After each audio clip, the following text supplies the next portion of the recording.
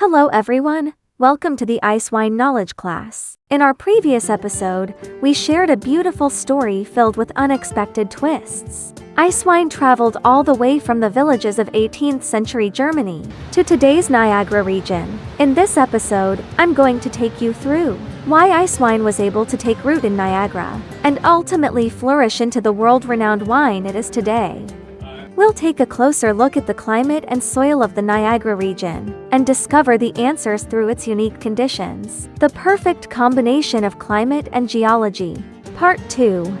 The geography and climate of the Niagara Peninsula. The perfect cradle for Icewine.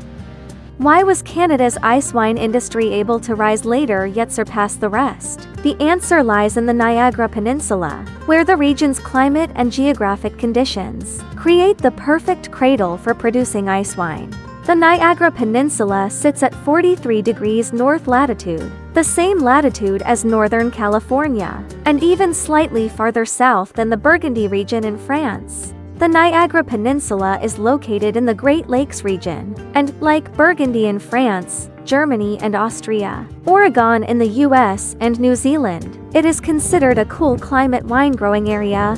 These regions are ideal for growing grapes such as Chardonnay, Pinot Noir, and Riesling, which tend to have high aromatics, high acidity, and produce wines that are lighter, fruitier, and more vibrant. The region's unique and favorable geographical conditions have made it one of the world's top Icewine producing areas. Number 1.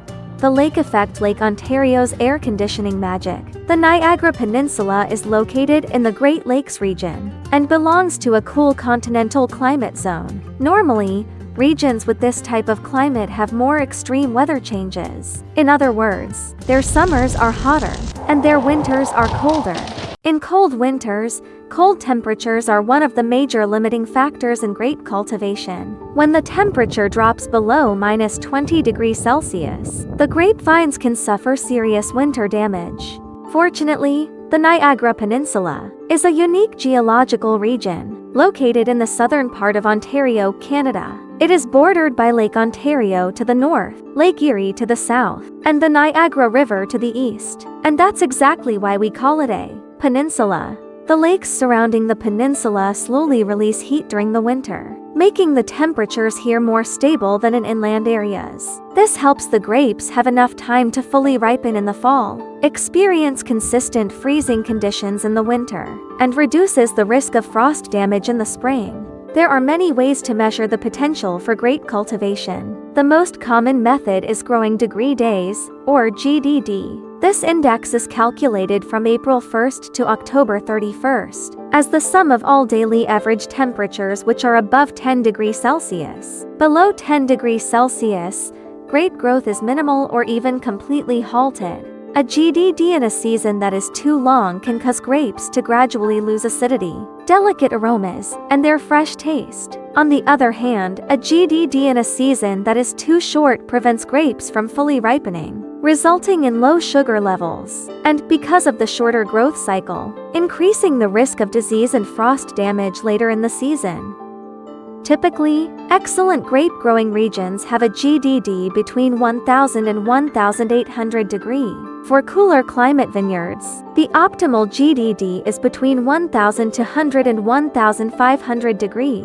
This chart shows the median GDD values for major cool climate grape-growing regions, compared using growing degree days. We can see that the grape-growing conditions in the Niagara Peninsula can rival some of the world's top cool climate regions, such as the famous Burgundy region in France, the renowned Napa Valley in the USA, as well as regions in Oregon and New Zealand. The most critical stage in the grape growth cycle is from flowering period, which occurs roughly between June 10th and 18th, to harvest period, typically from October to November. This period is called the growing season for grapes, and it usually lasts about 100 to 112 days.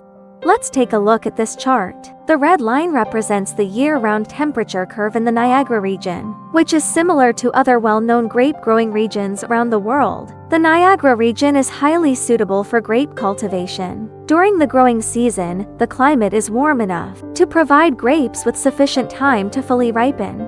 Even more importantly, the cold winters in Niagara bring temperatures quickly down below -8 degrees Celsius in December and January. This allows the grapes to freeze properly, which is essential for producing ice wine. At this time, the grapevines are in dormancy, so they are usually unaffected. However, these low temperatures cause the water in the grapes to crystallize, allowing the production of true ice wine. As we just mentioned, -8 degree is a very critical temperature point in the ice wine production process. This number doesn't come out of nowhere. It is the result of decades of experimentation and fine-tuning by winemakers.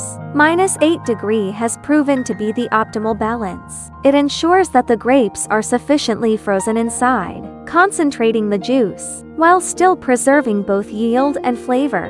Every winter, winemakers closely monitor the weather forecast. As soon as temperatures drop below -8 degree for several consecutive hours, winemakers treat it like a celebration, organizing nighttime hand harvesting. This has even given rise to a famous slogan in Niagara's ice wine world, "Feeling great at -8 degrees." The principle behind this -8 degree threshold and the Canadian wine regulations regarding -8 degree will be explained in detail in the later session. Prolonged cold weather ensures that the grapes freeze completely without rotting after thawing.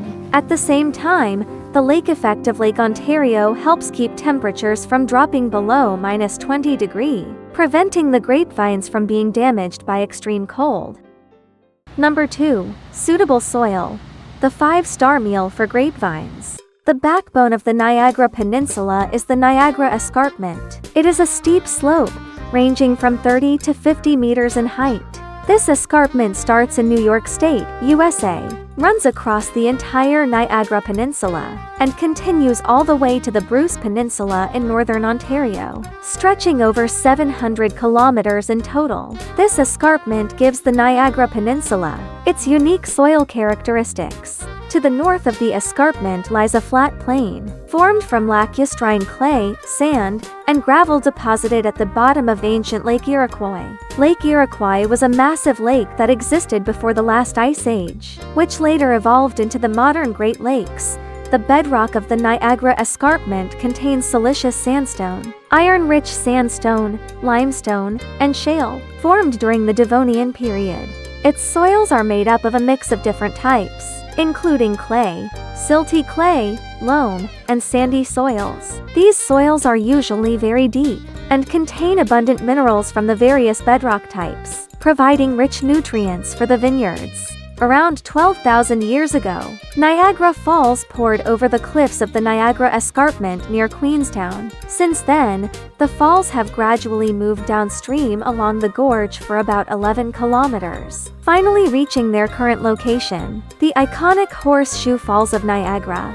This gave Canada a world-class natural wonder, attracting tens of millions of visitors every year. Let's take a moment to appreciate this magnificent Canadian landscape.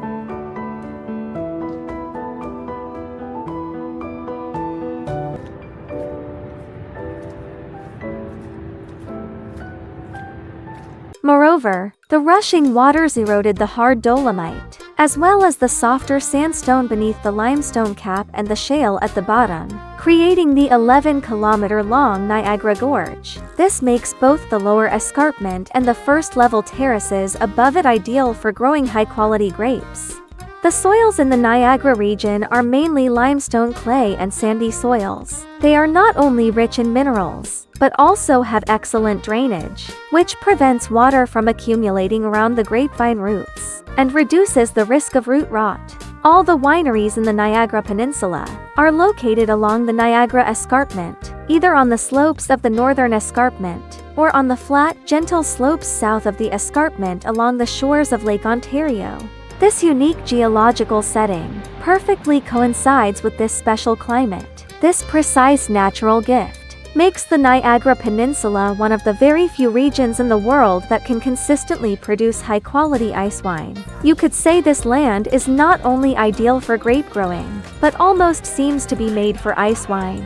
In the next episode, we will focus on the Vintners Quality Alliance VQA of Canada and the strict standards it has set for ice wine production to ensure its healthy development. We'll take a look at the efforts people in this region make to produce world-class ice wine. If you enjoyed our program, please like, subscribe, and leave a comment. Thank you for your support, and see you in the next episode.